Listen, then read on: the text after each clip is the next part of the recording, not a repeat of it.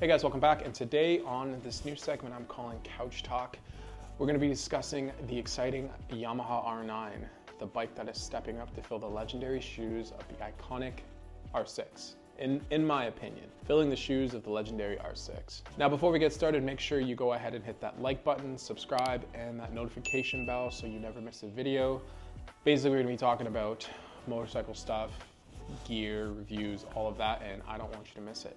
And let's get into why you're here today. Now, why is the R9 going to be the best substitute for the iconic and legendary R6? Well, diving right into it, the Yamaha R6 was introduced in 1999, making me older than the Yamaha R6. But it did dominate the 600cc sports bike class. It was like a jock at prom.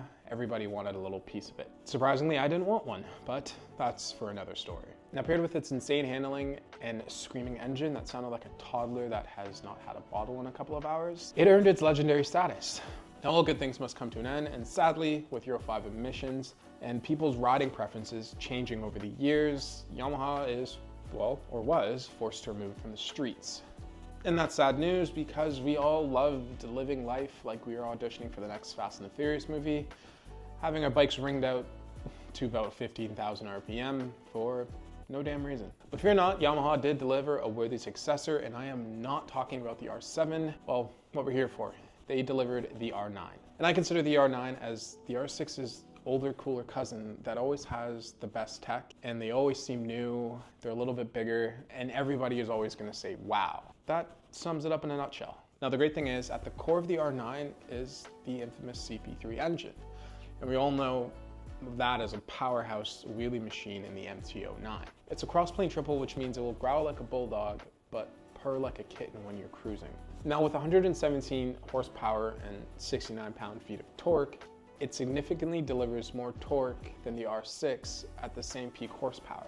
And that's where the R9 shines. You don't have to wring out the throttle to ear-piercing RPMs to access all that beautiful power that you have readily on hand. Now, in comparison, the R6 relies on its high-revving 599cc inline-4 engine to produce 118 horsepower at 14,500 RPM, but only giving you about 46 feet or 46 pound-feet of torque.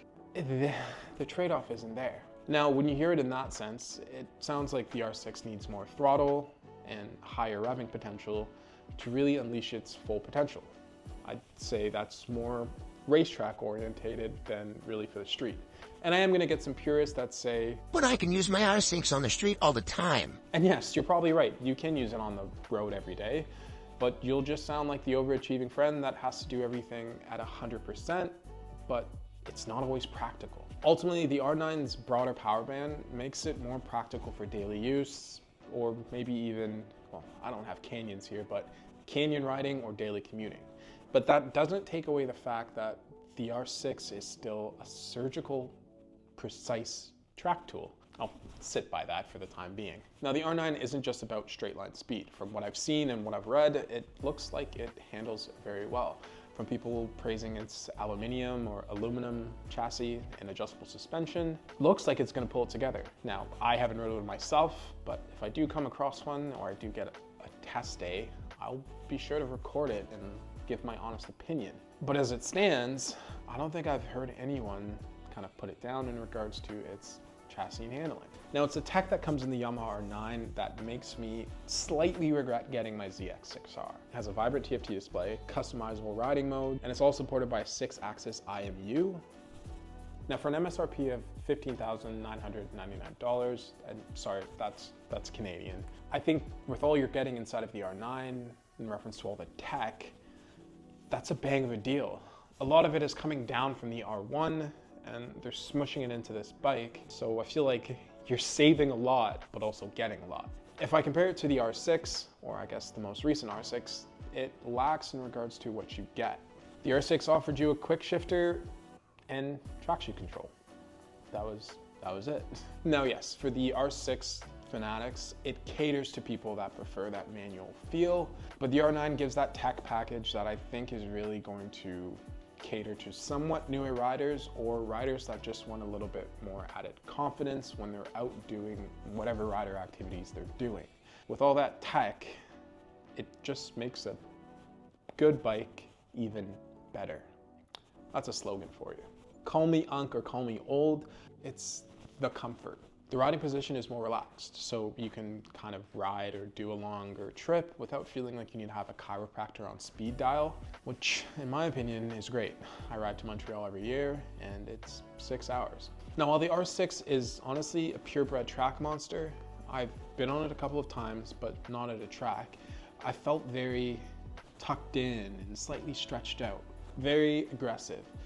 Now, I sat on an R9 once and it felt really comfortable, like a jack of all trades. You could possibly take it up north, commute to work, and maybe if you're really feeling feisty, go pick up groceries. I wouldn't put eggs in your bag, but you could probably pick up a couple things. And I know a lot of diehard R6 fans are gonna say it will never replace it. The R6 is one of a kind, and truthfully, it is in my opinion. It's plastered on the internet. It has a very iconic look. Either the old gen or the new gen. You know it's an R6. I think the R9 is here to evolve what a middle-class sport bike can be.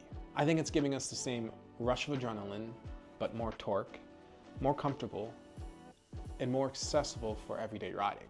I feel like it's gonna have people saying, all right, I could just go one more hour. What's it gonna hurt? So in closing, is the Yamaha R9 a worthy replacement for the R6? Absolutely. Especially when you compare it to, well, the R7, sadly. Other than that, thanks for watching, and what do you think about the R9? Do you think it's a worthy replacement or substitute or evolution from what the R6 was, or what middle-class sports bikes should now be following? Drop your thoughts in the comments below, and don't forget to like, subscribe, and turn on the notification bell. But like I always say, peace.